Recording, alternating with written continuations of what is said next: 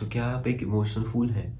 यानी कि एक ऐसा इंसान जो दूसरों को बहुत अच्छे से समझता है, लेकिन उनके साथ अगर वो इंसान गलत कर रहा है, तब भी वो उसको अच्छा समझता है। सो क्या आप एक इमोशनल फूल हैं?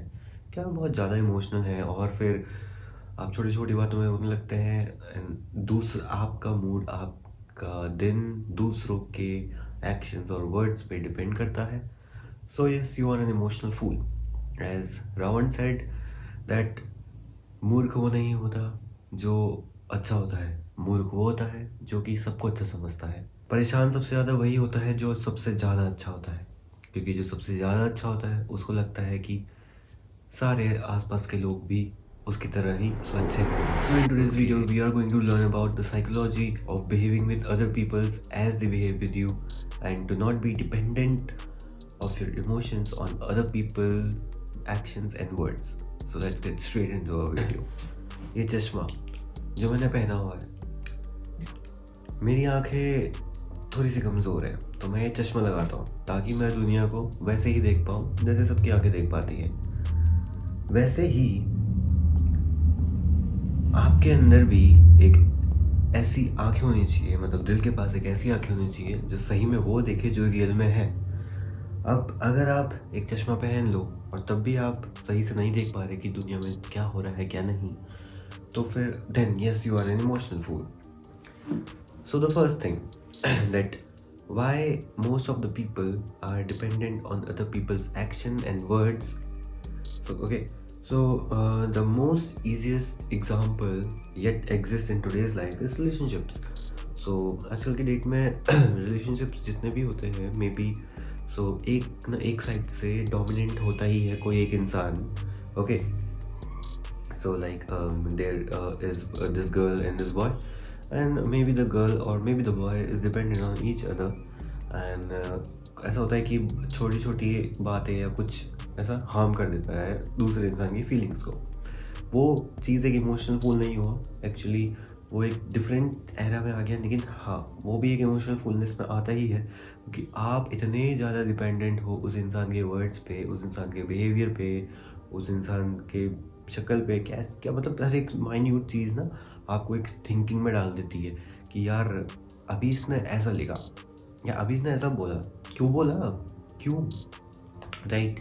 एंड थोड़ा सा रिलेटेबल और मतलब तो may be when you text someone, आप लोगों के अंदर बहुत ऐसी आदत होगी कि जब भी आप किसी को टेक्स्ट करते हो सामने से, वो आपको पता है कि वो बंदा कैसे लिखता है, कैसे टेक्स्ट करता है, हाँ, उसकी आदत कैसी है, बट एकदम से जब वो अलग तरीके से टेक्स्ट करता है तो your brain goes into suspicious mode and it rethinks कि लाइक यार इसने तो पहले कभी ऐसे नहीं लिखा है, ऐसे वे में रिएक्ट नहीं किया, ऐसे वे में बोला नहीं. So it's kind of an emotional foolness. Your brain tricks you into to think कि सामने वाला इंसान चेंज हो रहा है और उससे तुमको अफेक्ट पड़ना चाहिए.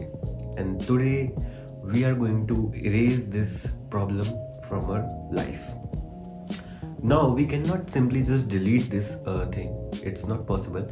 इसकी एक अच्छी हैबिट्स बिल्ड कर सकते हैं हम ताकि ये चीज़ हमारी लाइफ से थोड़ी थोड़ी धीरे धीरे करके दूर होती जाए और हम इमोशनल मामले में सेल्फ इंडिपेंडेंट बने. The first thing is to work on your self. अपने आप पे काम करना सबसे ज़्यादा ज़रूरी है, करियर के लिए भी, लाइफ के लिए भी, एंड इमोशनल स्टेबिलिटी के लिए भी, एंड मेंटल स्टेबिलिटी भी उसी में ही आती है. जब तक आप यहाँ से सही नहीं होगे, आप सही में बता रहा हूँ, कुछ करने का मन नहीं करेगा, ना खाने का, ना खेलने का, ना कुछ देखने का, ना कुछ पीने का, कुछ भी नहीं. So until and unless you are not mentally stable, your will not be good, and your actions are always dependent on your will. चाहे आप कितनी मोटिवेशनल वीडियोस देख लो कि अपना विल से काम मत करो, डिसिप्लिन में रहो, बट कहीं ना कहीं डिसिप्लिन भी एक विल में ही आता है.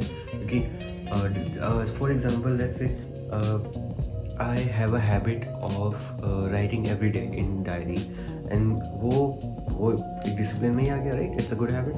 सो जब मैं वो नहीं लिखता हूँ तो मेरे को एक अजीब फीलिंग आती है कि कुछ इनकम्प्लीट सा है, कुछ मेरी लाइफ का पार्ट है जो इनकम्प्लीट सा है, मुझे अच्छा नहीं लग रहा है, तो मैं वो करता ही करता हूँ. Okay, so it's also a part of your will and you can not escape your will. Okay, so आजकल होता क्या है कि जो ताकतवर नहीं है वो लड़ाई को अवॉइड करने के लिए पीस वाली बातें करता है। जिसके पास पैसे नहीं है वो पैसे अवॉइड करने के लिए, उस प्रॉब्लम से बाहर निकलने के लिए ये समझाता है कि लाइफ पैसों के बिना कितनी अच्छी है। कहीं ना कहीं हर चीज़ इम्परफेक्ट है, हर किसी के पास हर कुछ है ही नहीं, हो ही नहीं सकता कि हर किसी के पास हर कुछ हो। कहीं ना कुछ कमी रहती ही है। No one is perfect, but yes one must try to at least achieve what he has dreamed of. अब ऐसा तो हो नहीं सकता कि कोई कभी किसी न किसी चीज़ का सपना देखा ही ना हो। I belong from a middle class family and suppose currently I have this iPhone. मेरे से कोई और इंसान होगा मिडिल क्लास का ही, उसको होगा कि यार इसके पास आईफोन है, मुझे भी चाहिए। मुझे भी होता था, मेरे को मिल गया, तो अब मेरे अंदर से डोपामिन ही हट गया है कि मुझे आईफोन चाहिए दोबारा। नहीं, मुझे पता है कि आईफोन लेने के बाद क्या क्या प्रॉब्लम्स आती है, क्या क्या होता है, कितना अच्छा है और कितना नहीं है, क्या है, सब पता है मेरे को। तो I don't want it right again in my life from my parents money. But हाँ, when I will earn, surely decisions will be wise enough. So that's also a part of emotional fullness. Your brains always and will always tricks you into things like, you see, your brain is always set on defensive mode, and whenever it's like जब आपका रोने का मन करता है तो आप, ऐसा हो ही नहीं सकता कि आप बस रो के चुपचाप बैठ जाओ। जब आपका रोने का मन होता है आपको कोई ना कोई एक चीज़ चाहिए होती है पर्टिकुलर, जिसको हम कहते हैं डोपामीन। जैसे फॉर माई पर्सनल, जब मैं रोता हूँ मुझे म्यूज़िक सुनने का मन होता है, कुछ खाने का मन होता है, या बाहर जाके घूमने का, वॉक करने का मन होता है। So you cannot just say कि you are not addicted to dopamine. It's just your brain is very defensive. Human brain is very defensive. Even animals' brain is also very defensive, and that's why animals always attack. They don't. अगर कोई जानवर को खतरा महसूस होगा वो attack करेगा, क्योंकि उसका डिफेंसिव सिस्टम ये कहता है कि अटैक कर दे, तो उसको मार ही दे, पहले ख़त्म ही कर दे। But humans brain is not just like an animal brain, it's more advance, it has more thinking capability. So हमारे डिसीजंस वाइज होते हैं ऐसे टाइम पर भी, बट हाँ 100% और 100% ऑफ द टाइम ये कंट्रोलेबल नहीं होता है। सो उस वीडियो की स्टार्टिंग में मैंने कहा था कि today we will learn how to take control of this emotional fullness, of this defensive mode of our brain, how to balance it, how to take control over it. So there are 5 very good habits for it. First is meditation. सब कहते हैं कि meditation करना। ऐसा नहीं कि आप meditation करने आधा घंटे का सोच के बैठे हो ही नहीं सकता। आपकी आंख आधा घंटा बंद होगी ही नहीं, 5-7 मिनट के बाद आपकी आंख ऐसे खोलने लगेगी खुद से। So first thing is meditation, at least for if you are a beginner try it for 5 minutes, if you are intermediate try for 10 minutes, उससे ज़्यादा नहीं। मेडिटेशन का उससे ज़्यादा इफेक्ट पड़ेगा ही नहीं। आप इंडिया में रहते हो, मिडिल क्लास फैमिली में हो, आपको हो ही नहीं सकता कि आप 10 मिनट से ज़्यादा मेडिटेशन कर लो शांति में, हो ही नहीं सकता।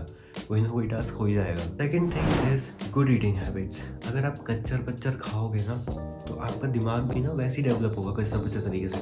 अगर आप, ऐसा नहीं मैं कह रहा हूँ कि हेल्दी खाना है, हेल्दी खाने से भी आप बोर्डम में चले जाओगे एंड एक क्या कह सकते हैं, एक आइसोलेशन मोड में चले जाओगे। Balance everything out, but yes keep vegetables and healthy foods a top priority of yours. Third is physical activity every day. So physical activity is very important in day-to-day life, as you know it. बहुत सारे examples हैं, मुझे समझाने की ज़रूरत ही नहीं है. So you know how physical activity is important. The fourth one is a thing that you like to do it every day. Like for कुछ भी गेम खेलना भी चलेगा, खाना भी चलेगा, नहीं खाना नहीं चलेगा, गेम खेलना चलेगा, आपको कोई सीरीज़ देखना पसंद है वो चलेगा, बस एक एपिसोड, कुछ भी। एक डोपामीन कंज्यूम करना हर एक दिन बहुत इंपॉर्टेंट होता है, क्योंकि आपके ब्रेन को रिवॉर्ड सिस्टम की आदत है, वो पीढ़ी दर पीढ़ी से चलते ही आई है। पहले हम हंट करते थे, हंट के बाद हमें खाना मिलता था, खाने से energy, that's a reward system. And the 5 and the most important thing is, ऐसा कभी नहीं सोचना कि जो भी हुआ है वो क्यों हुआ है। सी, everything in life is happened for a reason, and कुछ ना कुछ रीज़न आगे निकलता ही है। आप क्या कर सकते हो उस पर? सपोज कि किसी के फादर पास हुए हो गए, पास मतलब ही pass away and financial condition उस फैमिली की ठीक नहीं है, तो ऐसे में इंसान क्या करे? हाँ, ब्रेक डाउन हो सकता है, बहुत कुछ हो सकता है, but most important and the most important step he has to take at that time is कि अपनी फैमिली को संभालना। एंड ऐसा नहीं मैं कह रहा हूँ कि एकदम स्ट्रॉन्ग बन जाए, स्ट्रॉन्ग माइंड सेट और वो करते ही चला जाए कुछ ना कुछ ग्रेट, ऐसा नहीं हो सकता ऐसा। बट हाँ, as a man or even as a woman, you have to accept whatever is happening in your life and never blame it on yourself or even on God, because everything is happening for a reason. and हाँ, कुछ गलतियाँ जैसे अब जैसे आप किसी का murder कर दोगे और फिर आप जेल जाओगे तो वो तो it's your cause, it's your, वो तो आपके कर्मों का फल हो गया ना, it's a karma. But whatever unpredictable is happening, just accept it. Okay, अब ऐसे तो बहुत चीज़ें होती हैं कि जैसे गाड़ी से उड़ जाना या मर जाना, इस पे मैं एक अलग वीडियो बनाऊंगा कि एक अलग टॉपिक है। But yes, for whatever is happening in positive reasons, always accepted. So that was in today's video. I hope कि आपको समझ आया होगा कि मैं क्या कहना चाह रहा हूँ एंड आपका माइंड सेट भी थोड़ा क्लियर हुआ होगा। एंड या वीडियो बहुत टाइम आ रही है, so sorry for that. But या मिलता है अगली वीडियो में। Till then take care, bye bye.